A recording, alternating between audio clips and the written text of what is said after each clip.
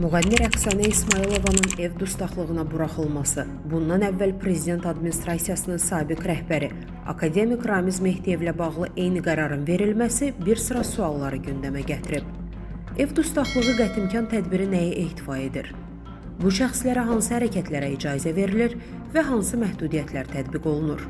Qlobal İnfoza danışan vəkil Ramil Süleymanov deyib ki, ev dustaqlığı şəxsin həbsdə saxlanılmadan, cəmiyyətdən tam təcrid olunmadan, lakin müəyyən hüquqlarının məhdudlaşdırılması ilə müşahidə olunan qətimkan tədbiridir. Stat.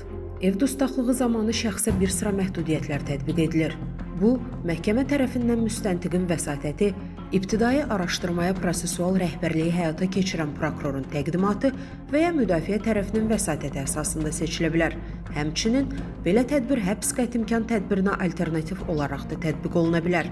Bu vəzifələrə daxildir: yaşayış yerini tamamilə və ya günün müəyyən saatlarında tərk etməmək, məhkəmənin nəzarəti üçün üzərində elektron nəzarət vasitəsi gəzdirmək, həmin vasitənin texniki işləkliyini təmin etmək, məhkəmənin müəyyən etdiyi ərazi hüdudlarından kənara çıxmamaq, məhkəmənin icazəsi olmadan yaşayış yerini tərk etməmək və ya daimi yaşayış yerini dəyişməmək.